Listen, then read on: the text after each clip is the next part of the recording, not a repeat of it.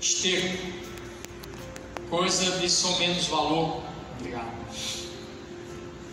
Porque quando alguém cai na realidade, como vimos aqui o Tozer dizer, que não passava de pó, de cinza, esse homem, ele começa a ser uma pessoa que merece a nossa atenção. E aqui, nessas minhas poucas palavras, vou ser rápido, por conta do horário, eu queria citar alguns exemplos de servos que nós encontramos na Bíblia. Há muitos, muitos. E um que merece a nossa atenção, a nossa reflexão, e podemos aprender muito,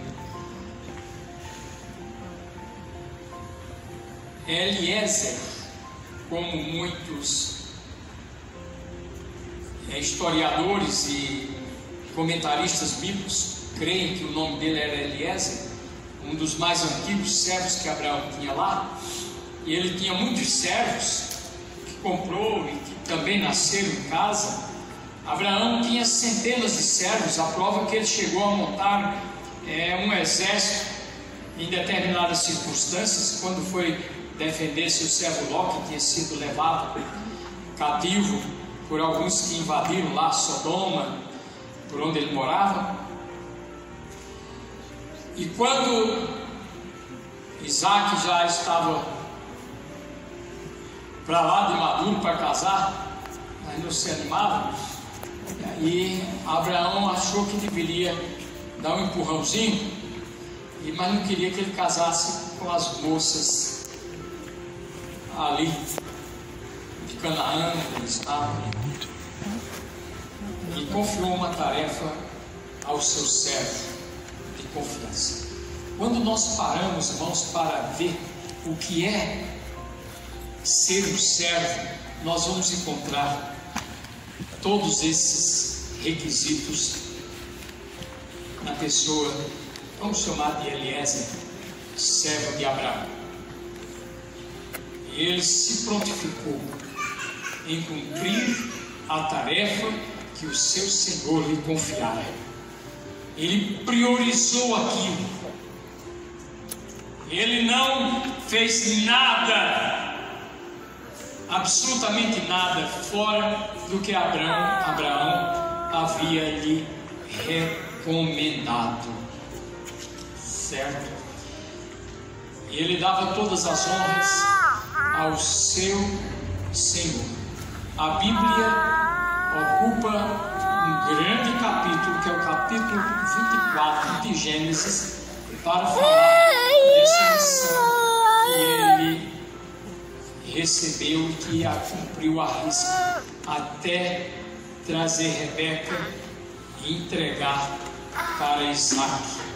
Os estudiosos da Bíblia dizem que é um dos mais perfeitos tipos do papel do Espírito Santo. O Eliezer fez o papel do Espírito Santo, que é trazer uma noiva para o seu filho. O Espírito Santo está trabalhando na terra, nos convencendo do pecado, da justiça, do juízo, nos fazendo entender quem é Jesus, para nos levar como noiva e apresentar a Ele. Amém.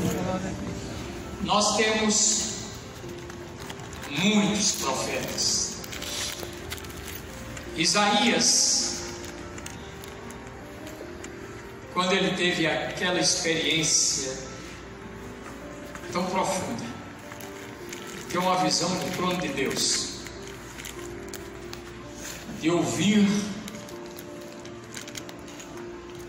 aqueles seres angelicais bradando em uníssono: Santo, Santo, Santo é o Senhor dos Exércitos. Ele ali sentiu as suas fraquezas, sua humanidade, como vimos ele dizer tão bem, 12, que se um dia ele chegasse a receber honrarias, e que se as pessoas o conhecessem tão bem como ele se conhecia a si mesmo, certamente não lhe honrariam daquela forma, mas transferiria para outras pessoas mais dignas de que ele. Porque um servo, ele tem na consciência, primeiramente, de que ele é propriedade do seu Senhor,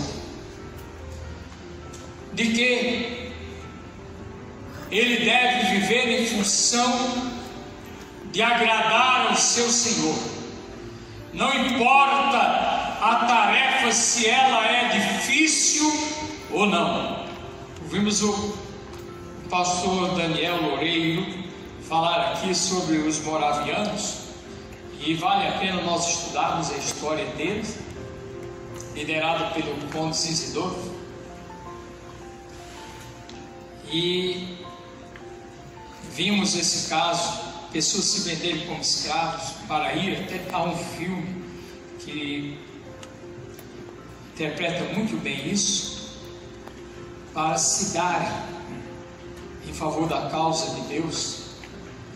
E conta-se da história dele, até o Ronaldo Lidório faz referência a isso, aquele grande missiologista aqui brasileiro, de que depois que ele já tinha mandado todos os missionários, e não tinha ninguém disponível, porque continuavam pessoas pedindo missionários, e veio um descendente dos esquimós, alguém assim, implorar para que ele mandasse um missionário. Ele disse que não tinha, mas depois ele se lembrou de um irmão simples, que tinha uma vida com Deus a toda prova.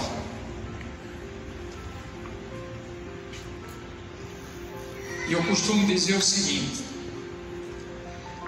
para aqueles que ficam preocupados, que não são lembrados, que não recebem cargos, que não são honrados, e eu digo para essas pessoas o seguinte: se você tiver uma vida de profunda comunhão com Deus, Ele vai lhe achar onde quer que você esteja, como Ele achou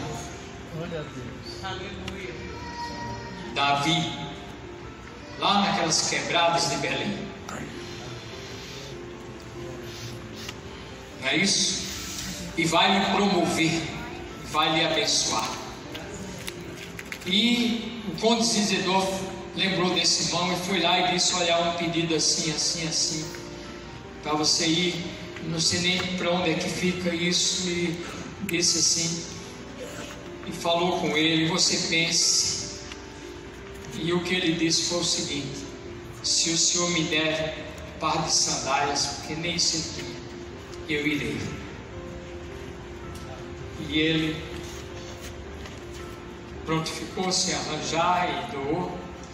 Depois, quando ele foi para casa, lembrou-se que precisava dizer algumas coisas para ele. Veio no outro dia cedo, bateu a porta, disse que era um moço solteiro, e bateu, ninguém atendeu. Aí foi, procurou uma vizinha, e ela disse: olha, eu me levantei cedo. E ele saiu de madrugada.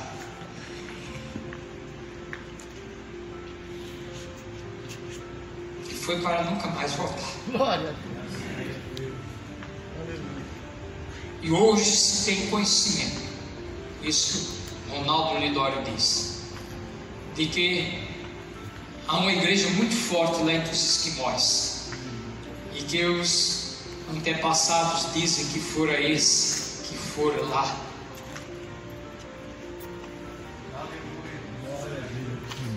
Dar a sua vida por causa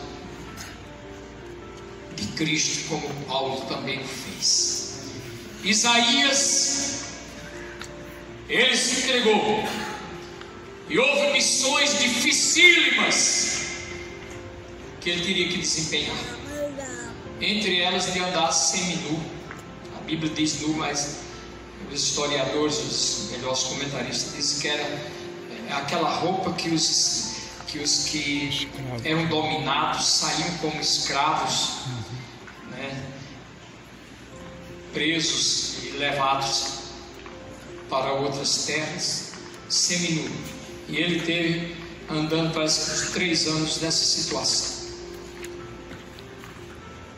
constrangido, um profeta daquela forma.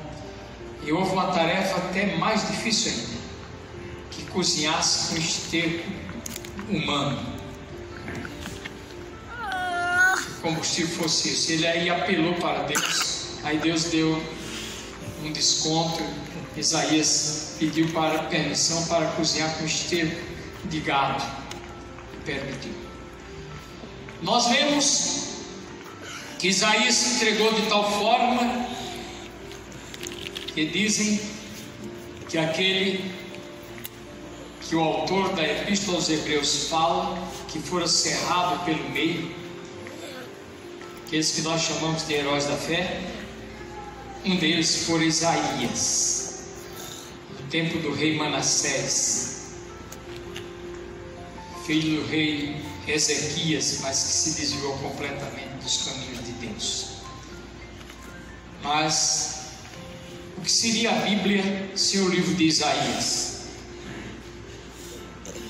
onde muitos dizem que é o Evangelho do Antigo Testamento?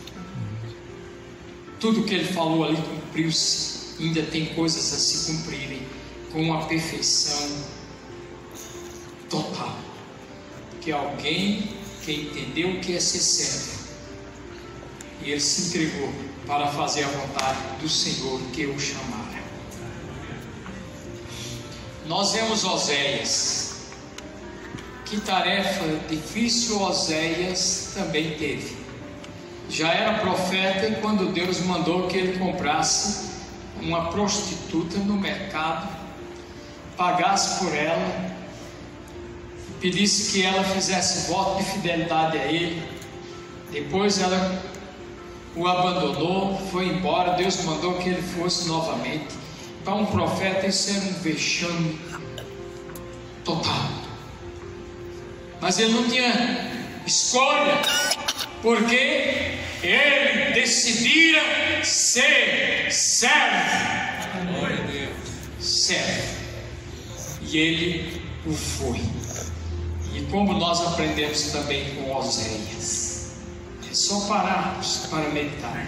Até o nome dos filhos dele, meus irmãos, que nomes esquecidos, só falando tragédia. Quando pronunciava o nome do filho dele, era para chocar o povo, porque Deus tinha mandado que ele assim o fizesse. Nós temos Jeremias. Esses dias, meus irmãos, estava lendo o livro de Jeremias,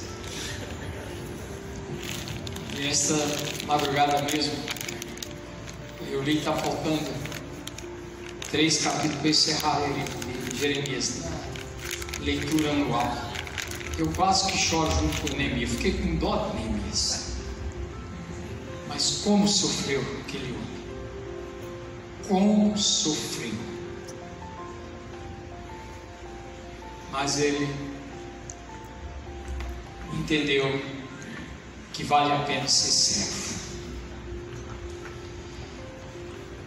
Nós temos José, filho de Jacó,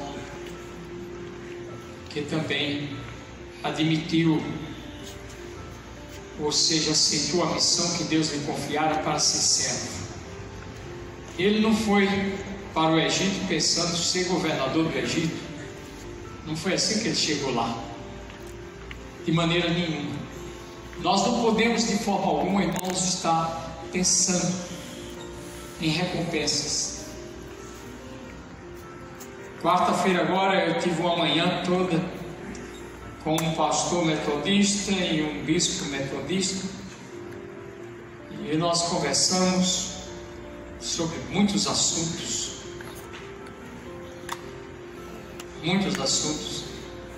e chegamos a falar também sobre o primeiro bispo brasileiro da Igreja Metodista, César da Coço Filho. E eu ouvi lá deles, eu tenho um livro, conta a história, comprei há uns 30 anos lá em Curitiba, mais de 30 anos isso, uma livraria evangélica, tem um exemplar e eu comprei. E disse que ele fez a seguinte afirmação: nós devemos fazer tudo pela igreja e não esperar nada dela, nem o reconhecimento, que às vezes, em alguns casos, nem o reconhecimento a pessoa recebe. Mas ele diz que nós devemos dar tudo para a igreja. E foi isso que José fizeram. José era de confiança do pai, caiu na graça de Potifar, caiu na graça do carcereiro e depois caiu na graça do rei. E mais tarde ele pôde ser aquele homem extraordinário para acolher a sua própria família e cumprir o propósito de Deus. Eu vou ter que avançar, mas eu diria, por exemplo, já bem agora nos nossos tempos modernos, eu ouvi do próprio Ernesto Tonini, que fora um dos grandes homens que Deus usara para a renovação nas igrejas batistas e também atingiu outras denominações. Eu tive o privilégio, como crente novo, isso lá no ano de 1966, 67, a maioria aqui não tinha nem nascido, e ele dizendo que quando ele foi batizado com o Espírito Santo, Deus pediu para ele entregar a igreja que ele pastoreava, a igreja lá do Cambuci, em São Paulo. Deus pediu que ele entregasse a direção do Colégio Batista do Sul, lá em São Paulo. Deus pediu que ele entregasse a sua biblioteca, que era vastíssima, mas o problema é que ele a tinha como um ídolo, e Deus foi pedindo dele, e ele entregou tudo isso e tornou-se um grande avivalista, porque o servo, ele tem prazer em obedecer ao seu Senhor.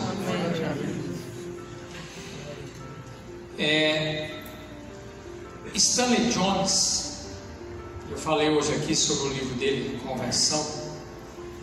Ele disse que, em chegando ao céu, depois dele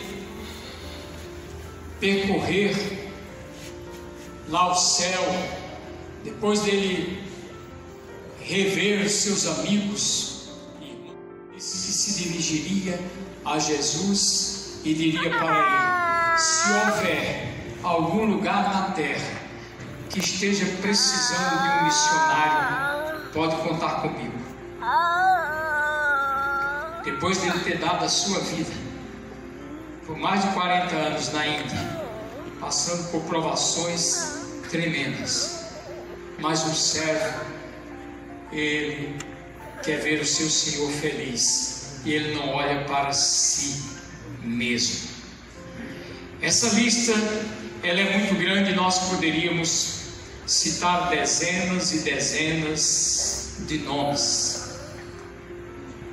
mas o mais importante é vermos, irmãos, como é que nós estamos nos portando como servos de Deus. Somos de fato servos de Deus? Se somos, nós poderemos cantar a plenos pulmões aquele antigo e belíssimo hino: tudo entregarei por ti, Jesus bendito, tudo deixarei. podemos fazê-lo. Do contrário, nós estamos caindo naquele erro que alguém já disse, que os crentes geralmente não mentem até que chegue à igreja e comece a cantar. Porque quantos hinos nós cantamos e depois nós não vivenciamos aquilo que cantamos? Mais perto quero estar, meu Deus, de ti, ainda que seja a dor que me una a ti, sempre hei de suplicar, mais perto quero estar, meu Deus, de ti. E muitas vezes, quando o problema ou os problemas chegam, começa a questionar com Deus, achando que Deus se equivocou porque Ele não merece. Ele não merece. Ou mesmo nos nossos concílios. Quantas vezes eu já presenciei isso? Nós cantamos aquele hino que é tradicional. Se Cristo comigo vai, como é a resposta? Como? Vai mesmo? E eu tenho visto, depois que cantam, depois da bênção apostólica que o bispo dá, após as nomeações, vem como abelhas em cima do bispo. Onde é que o senhor estava com a cabeça? Por que fez isso? E problemas seríssimos. Que tipo de servo é esse, irmãos? Que tipo de servo é esse? O servo, ele vai feliz, não sabendo nem para onde ele vai. Eu conheço, posso dizer, o pastor Calegari, dizendo assim, de certa forma, antes dele nascer, porque diferença entre 3 ou 4 meses do meu filho para ele, quando o pai dele foi me visitar, eu estava no campo missionário e a mãe dele estava esperando ele. O meu havia acabado de nascer. Eu me lembro quantas mudanças seu pai já fez. Eu já fiz 17 na minha trajetória, certo? Eu me lembro de um irmão muito brincalhão, que ele trabalhava para um laboratório que também mudava com muita frequência os seus representantes. E eu visitei uma vez em Campo Grande, Mato Grosso, outra vez em Cuiabá, outra vez lá em São Paulo, e ele dizia que estava já dessa forma. Quando ele chegava com as cordinhas na mão junto do galinheiro, as galinhas já se deitavam com os pés para cima, sabia que era uma nova mudança que ia acontecer.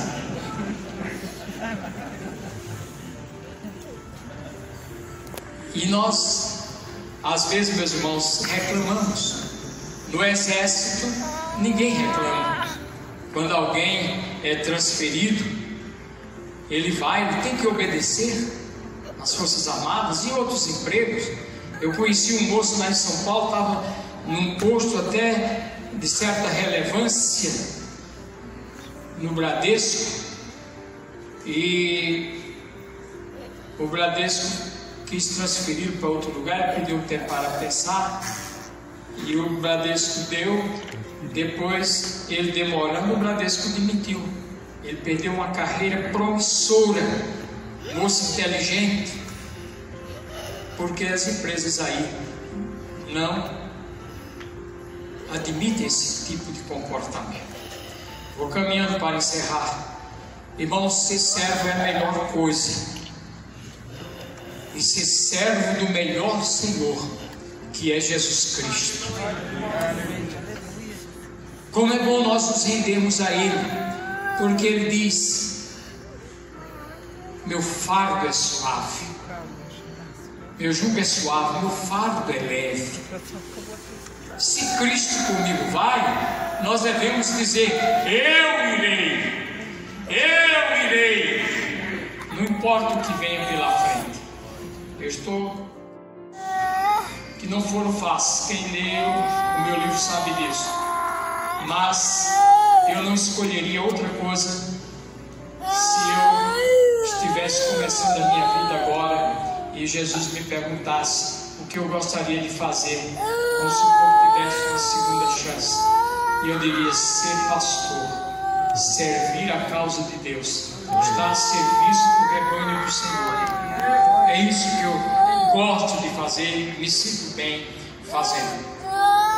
Nós temos exemplos de verdadeiros servos. Vamos esquecer a questão da fé, ou seja, da crença, que é um tanto diferente da nossa, mas também crê em Jesus. Nós temos a Madre Teresa de Calcutá, lá na Índia. Será que foi fácil para aquela mulher? Será que foi fácil? Mas aquela mulher se doou para servir aos pobres e aos necessitados. Nós temos aqui no Brasil uma versão baiana, né, aquela lá da Bahia, chamada Irmã Dulce, que também se doou para atender aos pobres.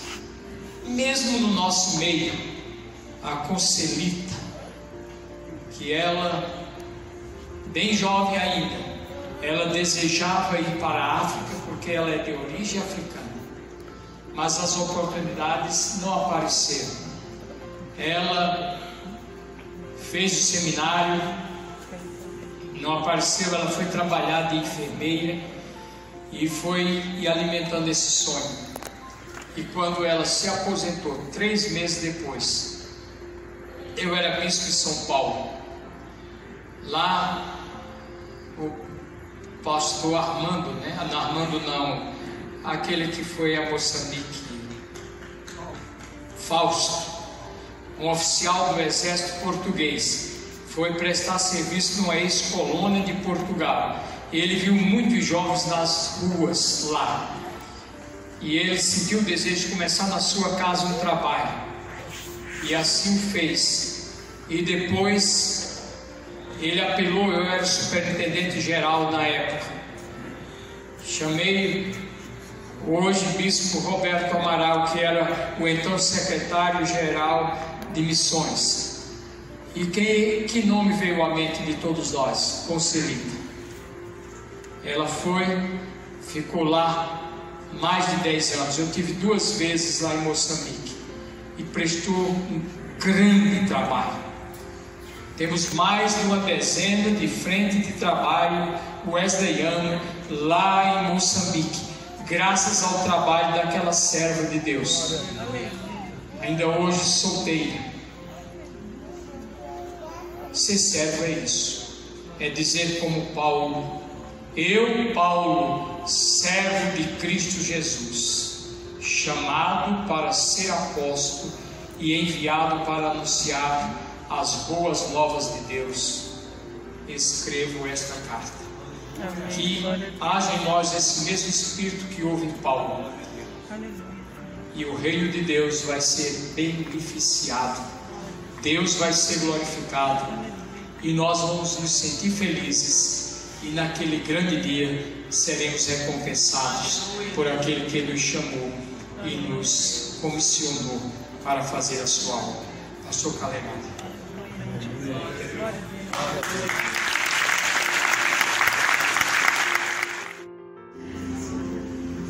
Aqui todo mundo já foi vacinado. Vamos orar. Pai, que riqueza, Senhor, é para nós estar aqui nesse noite. Deus, quisera eu convencer a todos quantos me ouviram a esse chamado, a poder estar aqui, Deus, e poder ouvir, Senhor, aquilo que nós ouvimos aqui. Há uma palavra sobre a nossa vida. Estamos debaixo desta palavra, ela nos carrega, ela nos motiva, ela nos leva, Pai. E esse chamado é forte em nós, Senhor, e nós não queremos que essa chama se esfrie. Como diz teu servo, autor da música: vem, Senhor, e me resgata todos os dias. Resgata-nos, ó Deus, de nossos próprios pensamentos, nossas vontades, das demandas do mundo, curso da sociedade, do curso deste mundo, Senhor.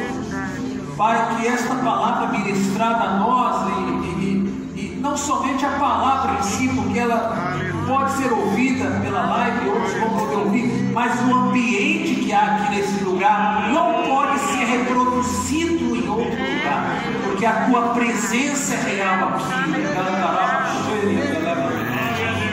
Pai, oramos pelo teu servo Elisiário, esse homem, Deus, que tem uma história, que tem um legado. Oramos por sua esposa, tua serva Lúcia, seus filhos Davi e Raquel, seus genros, sua nora, seus netos, Deus, pela sua geração, pela sua descendência. E por estes que aqui estão, por nós que também, Senhor, temos sido pastoreados, acompanhados, cuidados, sentados a esta mesa, que o Senhor nos prepara com tanto gosto nessa noite.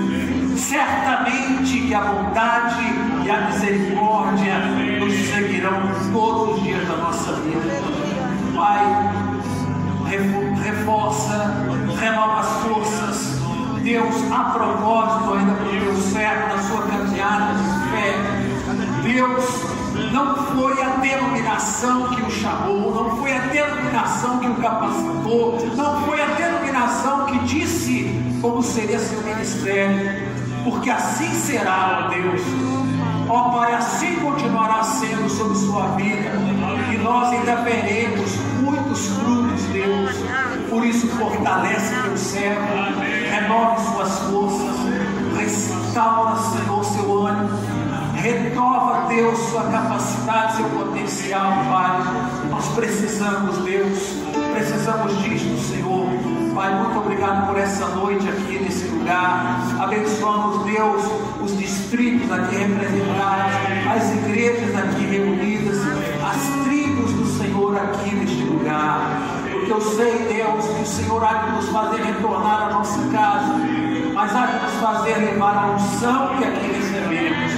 Que a unção que aqui recebemos seja, Deus, sobre as nossas lideranças, sobre cada um que está aqui nessa noite, que atendeu a convocação do céu, do Espírito que os trouxe aqui, e que os leve até seus lares em paz, em segurança e cuidado.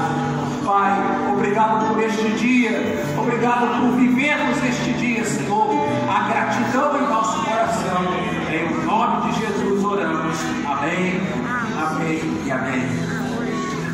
Que é o nosso bispo para ministrar a bênção apostólica, para dar as considerações finais.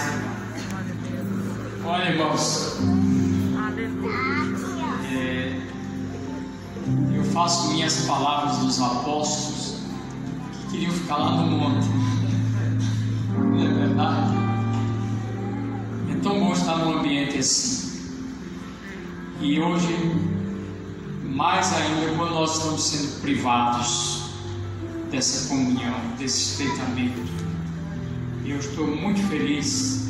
Vou voltar abençoado pelo que eu senti, presenciei, por essa oração que eu recebi. Estou certo que foi registrada no céu.